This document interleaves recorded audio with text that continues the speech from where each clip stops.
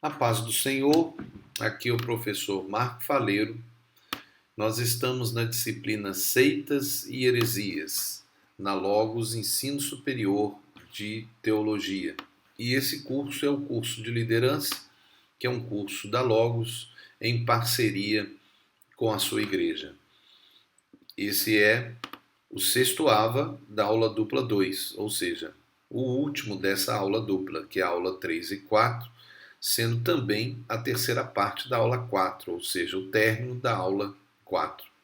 Nessa aula dupla, nós temos tratado acerca do assunto heresia, considerando todos os aspectos que envolve a heresia dentro da religião cristã, ou seja, dentro da igreja, né? Nós não estamos abordando o aspecto, apesar de nós termos falado, do que seria heresia social, né? Não é a nossa abordagem. Nossa abordagem é considerando a Bíblia, né, que é a nossa regra a nossa única regra de prática e de fé. Nós olhamos para os conceitos filosóficos, para as ideias, para as doutrinas e vemos aquilo que é errado, aquilo que é contrário à Bíblia. E aí nós chamamos isso de heresia, né? Então é dentro desse aspecto nosso, cristão, da igreja, ok? Então, olhando para isso, nós consideramos também as religiões, né? Porque toda religião que não é cristianismo, para nós, é uma heresia, ou seja, é um erro, é uma mentira, porque não leva a Jesus e não leva à salvação. E a salvação só existe, conforme a Bíblia o diz, por meio de Jesus Cristo, que é o caminho, a verdade e a vida. Então não existe salvação se não for por meio da fé e em Jesus Cristo e o novo nascimento, que vem através do arrependimento. E a pessoa se torna uma nova criatura em Cristo Jesus, recebendo uma natureza, né? Então aquela natureza de pecado acaba e você recebe uma nova natureza, você é uma nova criação em Cristo Jesus. Mas dentro desse aspecto das religiões, nós falamos na ava anterior sobre o aspecto mundial.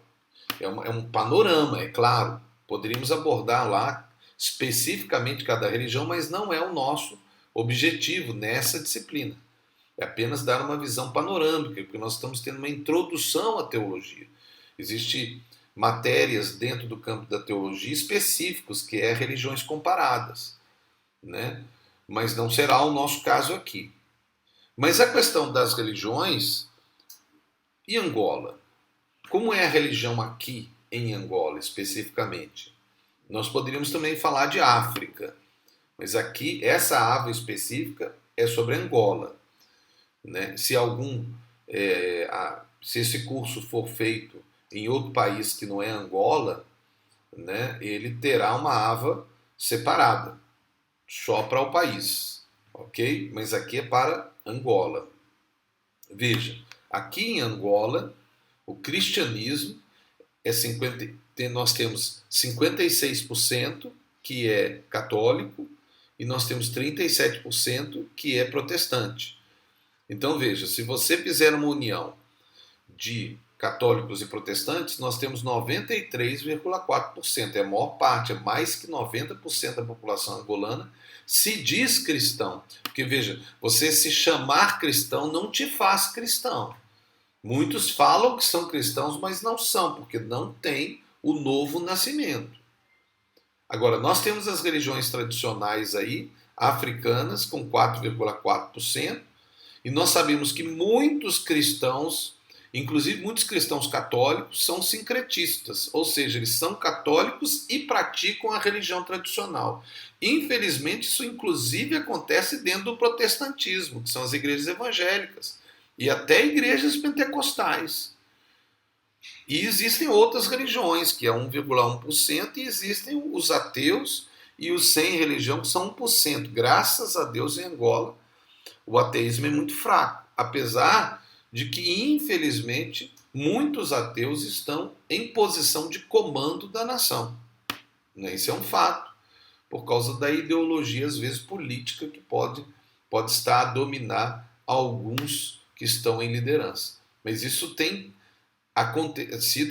sido quebrado, porque a evangelização em Angola tem crescido, né, alcançando todas as pessoas. Um outro aspecto é o islamismo, que é a maior religião que cresce em Angola. Conforme os dados do INAR, a comunidade islâmica ela estava estimada entre 80 a 90 mil fiéis angolanos, compostos por imigrantes da África Ocidental e famílias de origem libanesa.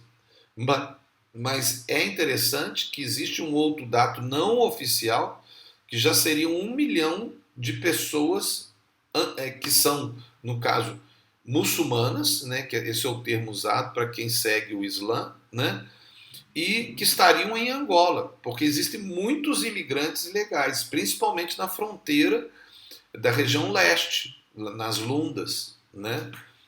O Islã em Angola, ele é um assunto específico, nós não vamos entrar aqui, tá? Eles são aspectos, existe muito material, né? Nós temos até informações que poderíamos dar, podemos até fazer, e creio que terá na Logos um curso específico sobre isso. E se você quiser ter acesso, você tem que verificar na Logos. Há cristãos se casando com muçulmanos. E, infelizmente, isso tem acontecido em Angola, dentro da igreja até. Aqui temos que considerar a questão bíblica. Sociedade entre luz e trevas, né? Então isso eu deixo aí para você pensar. Mas teoricamente, biblicamente dizendo, não deveria acontecer, mas tem acontecido. Há cristãos que chamam até os muçulmanos de igreja ou de irmãos. E eles não são igreja, não, nunca, eles são um grupo religioso, mas igreja não. Eles mesmos não aceitam isso, né? Porque eles utilizam o termo mesquita, né? E eles nunca iam aceitar ser chamado de igreja. E eles não são irmãos.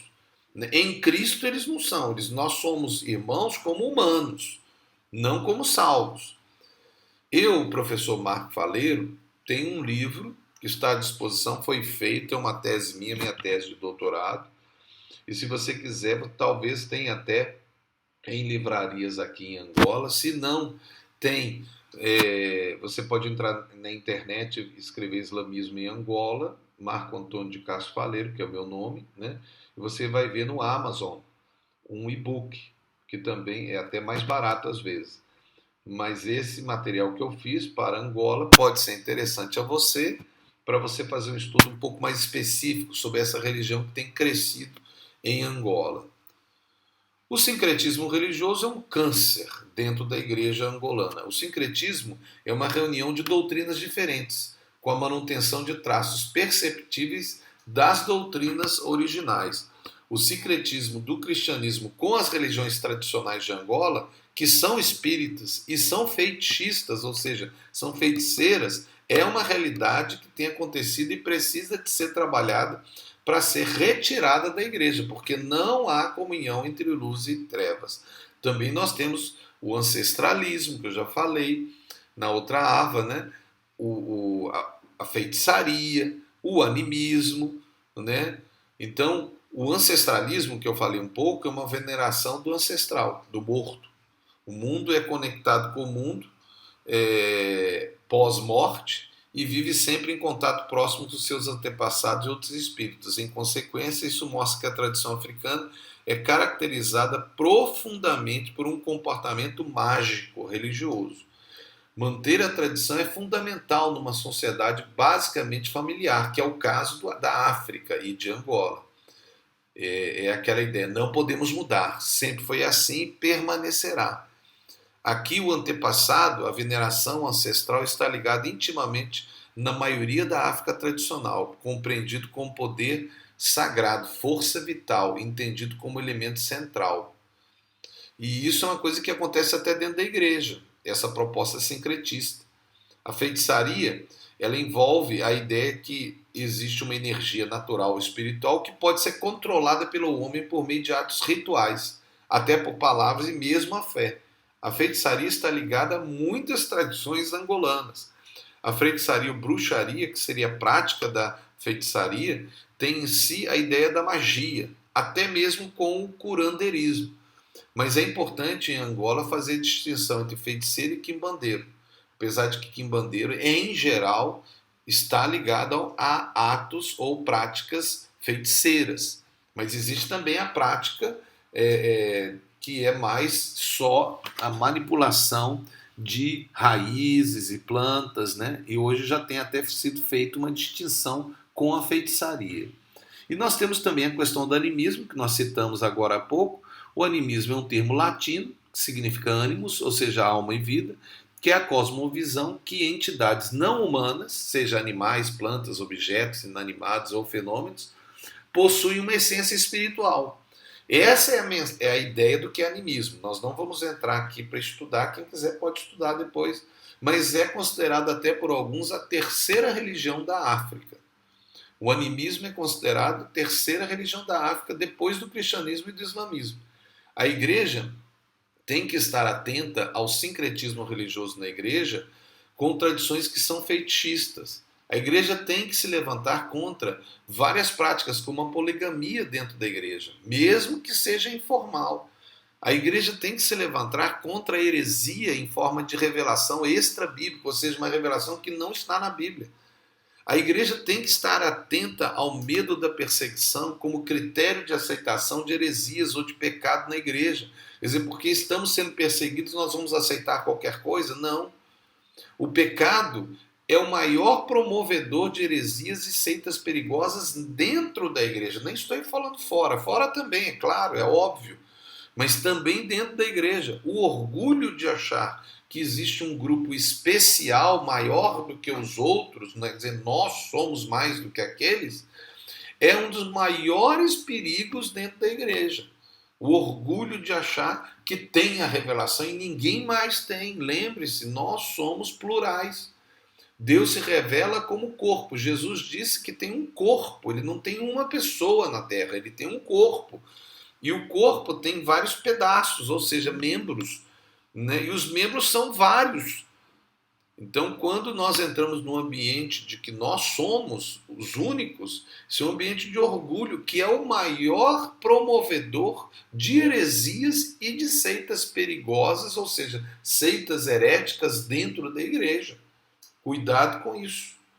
Agora veja, o estudo da Bíblia e a vida de santidade em oração e dependência do Espírito Santo é a base para a gente detectar um erro na igreja, ou seja, qualquer erro dentro da igreja.